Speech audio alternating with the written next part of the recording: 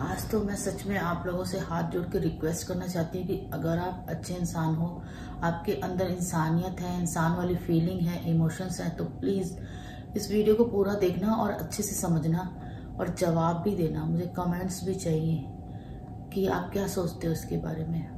Friends, कैसे हैं आप सब? शायद खुश होंगे, मस्त होंगे, स्वस्थ होंगे और व्यस्त होंगे। तो आज फिर मैं लेके आई हूँ एक सजेशन रिएक्शन या सजेशन बोलने, मैं तो उसको सजेशन वीडियो ही बोलती हूँ।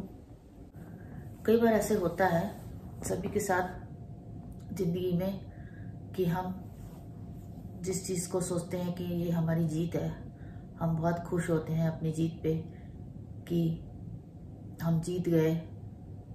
लेकिन अगर ध्यान से देखें, उस चीज़ को समझने की कोशिश करें, अगर समझ है, उस चीज़ को समझो, तो वो होती है हमारी बहुत बड़ी हार। लेकिन बंदे के आंखों पे जो घमंड की पट्टी पड़ी होती है ना, वो उस चीज़ को देखने को तैयार नहीं होता। लेकिन टाइम के साथ उसे फिर भगवान दिखा देता है। ऊपर बैठा है ना परमात्मा, वो आंखें खोल देता है, वो चीज़ें फिर नज़र आ जाती हैं। जिंदगी में एक बार जो टाइम निकल गया, आप उसको वापस नहीं लेके आ सकते हो। जितनी भी कोशिश करो, जो भी घड़ी है, ज़्यादा से ज़्यादा ऐसा अच्छा काम करो कि आपको आगे अच्छा मिले। ये जो भी ज़िंदगी में से टाइम निकल गया, आपने अच्छा करके निकाला चाहे बुरा करके निकाला, वापस नहीं आएगा। लेकिन हाँ, उसका आउटकम ज़रूर आएगा। जैसा काम आपने किया है उसका वैसा ही आउटकम आपको मिलेगा। कई लोग जो होते हैं ना, ईगोइस्टिक बहुत ज़्यादा होते हैं, और वही उन्हीं में से ये है चैनल जो है बहुत ज़्यादा ईगो है।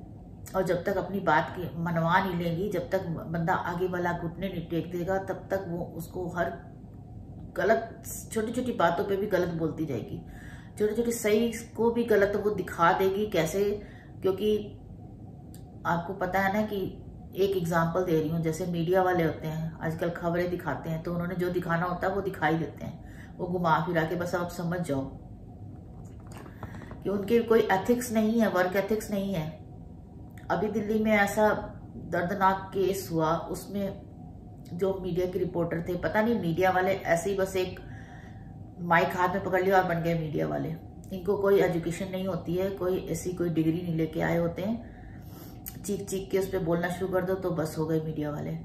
लोगों के घरों में घुस घुस के उनसे क्वेश्चन कर रहे हैं। एक के घर में पड़ोसी या चीज के इससे पूछना है, तुम्हें किसने राइट दिया कि तुम पड़ोसी के घर में घुस जाओ? वो लेडी वहां पे रोटी बना रही थी, छोटे छोटे बच्चे उसके किचन के अंदर घुस के उससे क्वेश्चन कर रहे थे। ये है मीडिया वाले, ये है इनके एथिक्स। क्या उम्मीद रखोगे आप ऐसे लोगों से? किसी के घर में भी कहीं पे भी घुस जाएंगे और किसी भी तरह की कोई प्राइवेसी नहीं, कोई कुछ नहीं।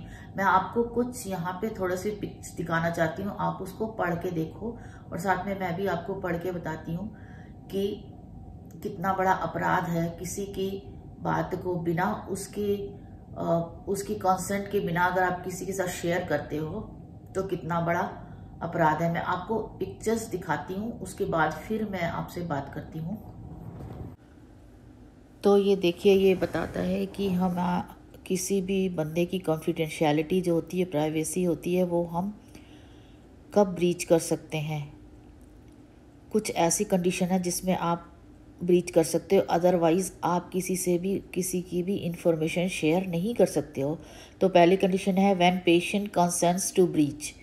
जब पेशेंट आपको कंसेंट देता है, आपको अपनी इजाज़त देता है कि आप मेरी इंफॉर्मेशन शेयर कर सकते हो, तब करते हो। और वो भी कहाँ पे? जैसे इंश्योरेंस कंपनी है, मेडिकल्स के लिए है, तब आप कर सकते हो। सेकंड है within health care team, sorry, patient should be informed such information will be shared should patient wish to restrict disclosure, this should be respected।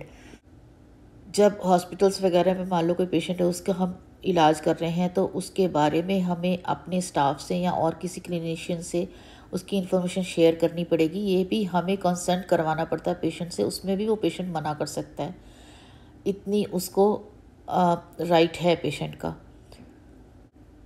Third point यहाँ पे है डिस्क्लोजर इन पब्लिक इंटरेस्ट। अगर किसी को उसकी जो भी कंडीशन है उससे अगर किसी को नुकसान होता है, जैसे कि कोई इस तरह की मेडिकल कंडीशन है जो किसी और को पब्लिक को जाननी ज़रूरी है, अदरवाइज़ उसके संपर्क में आने से उनको प्रॉब्लम हो सकती है। कोई सीरियस क्राइम प्रिवेंट करना हो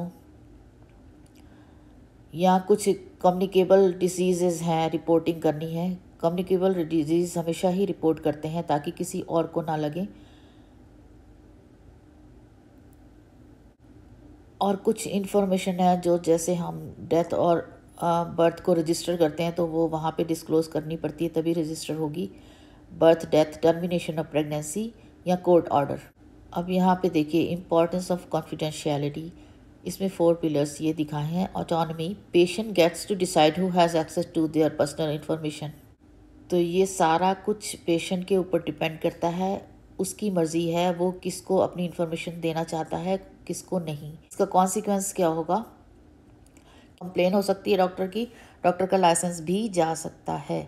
यहाँ पर देखो accidental breach of confidentiality, what should we do. अगर गलती से भी ब्रीच हो जाता है, कोई इन्फॉर्मेशन बाहर निकल जाती है, तो भी डॉक्टर्स की ड्यूटी है कि उनको पेशेंट को बताना है कि हमसे गलती से ये आपकी इन्फॉर्मेशन बाहर शेयर हो गई है, और उसके लिए उनको अपॉलॉजी लेटर लिखना पड़ता है। अब यहाँ पर मैं पहले बात करूँगी कि सावित्री की प्रेगनेंसी के जो वीडियो बनाया, किसने राइट दिया आपको कि आप, अगर आपको, पहली बात तो वो झूठ थी। झूठ जो आप दूसरों को कहते हैं ना, मैं झूठ नहीं बोलती, मैं सच दिखाती हूँ, मैं सच दिखाती हूँ, ये सच था आपका।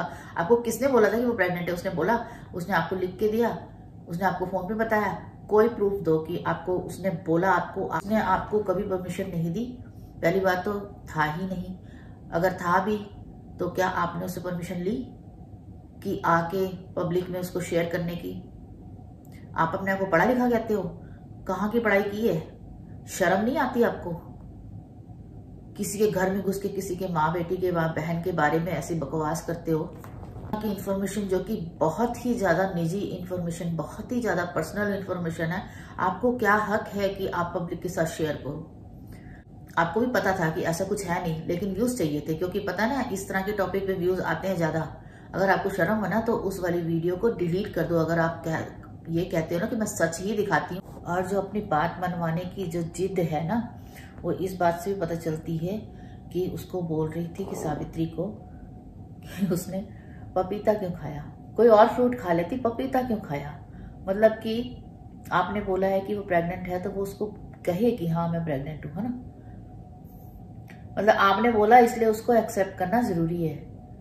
कितनी ज्यादा तकलीफ, कितनी ज्यादा चिढ़ मची कि उसने पपीता क्यों खाया।